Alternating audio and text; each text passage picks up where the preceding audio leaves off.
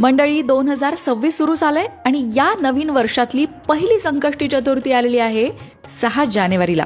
आणि नुसती संकष्टी चतुर्थी नाहीये, ही अंगारकी संकष्टी चतुर्थी आहे.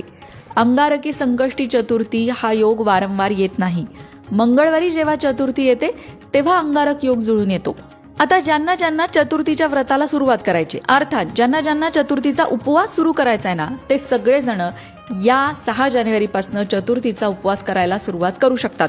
कारण चतुर्थीचा उपवास जो असतो तो अंगारकी चतुर्थीपासून सुरू केला जातो, अंगारकी संकष्टीपासून. तर 6 जानेवारीला ती आहे, त्यामुळे तुम्ही सुरू करू शकता. आता जे आधीच उपवास करतात, जे आधीच गणेश भक्त आहेत, त्यांच्यासाठी तर हा अत्यंत शुभ योग असतो. त्याचबरोबर या योगाचं महत्त्व सुद्धा त्यांना माहिती असेल. पण ज्यांना माहीत नाही त्यांच्यासाठी नक्की अंगारक योग म्हणजे काय, तर अंगारक म्हणजेच मंगळ ग्रह, जो निखाऱ्यासारखा लाल भडक दिसतो. त्याने भारद्वाज ऋषींकडून गणेश मंत्र घेतला आणि गणरायाची उपासना केली. त्याच्या उपासनेवर प्रसन्न होऊन बाप्पाने त्याला आशीर्वाद दिला की माझ्या जन्माची तिथी चतुर्थी होती, म्हणून मंगळवारी येणारी चतुर्थी तुझ्या नावाने अर्थात अंगारकी चतुर्थी म्हणून ओळखली जाईल. मुद्गल पुराणात तसंच गणेश पुराणात सुद्धा याचे संदर्भ आढळून येतात. मंगळ ग्रहाला ज्या वरद विनायकाने पावन केलं, त्या विनायकाने आपलाही उद्धार करावा या हेतूने अंगारकी चतुर्थीचं व्रत केलं जातं. आता या अंगारकी संकष्टी चतुर्थीला कोणत्या गोष्टी आवर्जून कराव्या बरं? शक्य असेल तर गणपती मंदिरात जाऊन बाप्पाचं दर्शन अवश्य घ्यावं, हे सगळ्यांना माहिती आहे. संकष्टी चतुर्थीच्या अंगारक योगात गणपती पूजनानंतर गणपती बाप्पाला आवडणारं जास्वंदाचं फूल नक्की अर्पण करावं. मोदकाचा नैवेद्य दाखवावा. मोदक करणं शक्य नसेल तर लाडवांचा नैवेद्य दाखवला तरी चालतो. लाडू आणि मोदक दोन्ही नसेल तर अगदी गुळ खोबऱ्याचा नैवेद्य सुद्धा गणपती बाप्पाला आवडतो. गणपती बाप्पाला आवडणाऱ्या गोष्टी या दिवशी अर्पण कराव्या.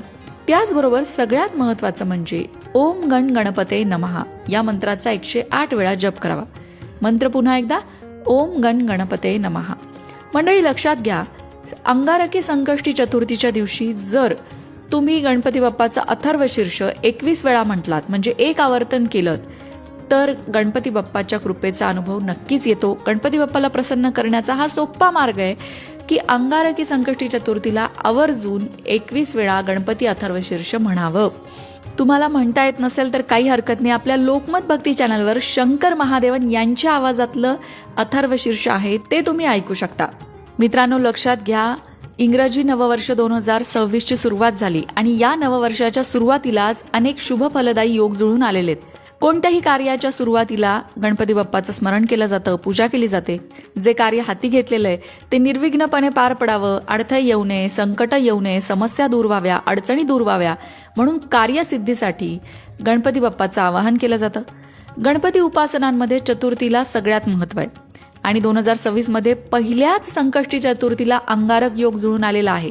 संकष्टी चतुर्थी अंगारक योग येणं अतिशय शुभ मानलं जातं.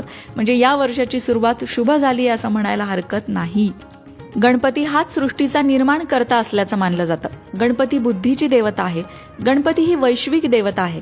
अबालवृद्धांचं आराध्य दैवत आहे. सगळ्यांना आपलंसं वाटणारं दैवत आहे. पराक्रमी असले तरी कोपिष्ट नाही, तेजस्वी असले तरी तापहीन नाही, असं हे दैवत आहे. त्यामुळे सगळ्यांच्या लाडक्या गणपती बाप्पाजवळ आपल्याला वाटतं ते आपण मागू शकतो. आपल्याला हवी ती प्रार्थना आपण करू शकतो आणि गणपती बाप्पा सगळ्या भक्तांच्या हाकेला ओ देतो, असा अनेकांचा अनुभव आहे. सगळ्यांच्या इच्छा पूर्ण करतो. म्हणूनच संकष्टी चतुर्थीला अनेक जण उपवास करतात, कारण संकष्टी चतुर्थीच्या उपवासाने गणपती बाप्पाची कृपा होते. आपला बुध स्ट्रॉंग होतो. बुध हा बोलण्याचा ग्रह आहे, वाणीचा ग्रह आहे, त्याचबरोबर व्यावहारिक ज्ञानाचा सुद्धा ग्रह आहे. जे मुलं अभ्यासात हुशार नाही आहेत किंवा ज्यांचा अभ्यासात लक्ष लागत नाही, अभ्यास ज्यांना आवडत नाही, त्या मुलांना गणपती बाप्पाची उपासना करायला सांगितली जाते. कारण त्यामुळे त्यांचा बुध स्ट्रॉंग होतो, अभ्यासात त्यांची एकाग्रता वाढते, बुद्धिमत्तेचं वरदान बुद्धिदात्या गणपती बाप्पाकडून त्यांना मिळतं.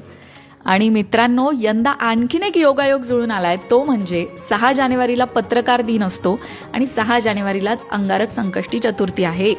पत्रकारांचा सुद्धा बुध स्ट्रॉंग असावा लागतो. संवाद कौशल्य, त्याचबरोबर लेखन, या सगळ्या गोष्टींचा दाता आहे गणपती बाप्पा. तो स्ट्रॉंग असावा लागतो. आणि यंदा योगायोगाने पत्रकार दिन सुद्धा संकष्टी चतुर्थीला, अंगारक संकष्टी चतुर्थीला आलेला आहे.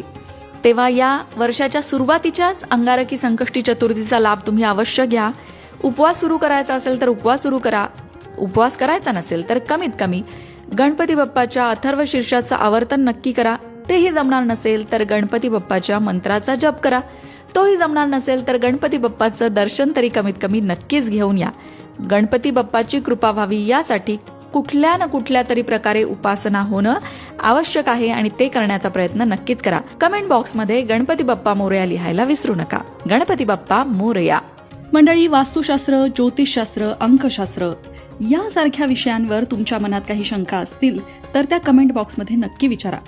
तुमच्या प्रश्नांची उत्तरं घेऊन येण्याचा प्रयत्न आम्ही नक्कीच करू. त्याचबरोबर आणखीन कोणत्या विषयांवरचे व्हिडिओ तुम्हाला ऐकायला आवडतील ते सुद्धा कमेंट करून सांगा. म्हणजे तुम्हाला हव्या असणाऱ्या विषयांवर सुद्धा व्हिडिओ घेऊन आम्ही येऊ. ज्योतिषशास्त्र, अंकशास्त्र, वास्तुशास्त्र यांसारख्या विषयांवरचं योग्य मार्गदर्शन तुमच्यापर्यंत पोहोचवण्याचा आमचा हा प्रयत्न आहे. तेव्हा तुमच्या शंका कमेंट बॉक्समध्ये नक्की विचारा. अशाच प्रकारच्या माहितीपूर्ण व्हिडिओंसाठी लोकमत भक्ती चॅनलला सबस्क्राईब करा आणि बेल आयकॉनवर सुद्धा क्लिक करा. म्हणजे आमच्या नवनवीन व्हिडिओचं नोटिफिकेशन तुम्हाला मिळत राहील.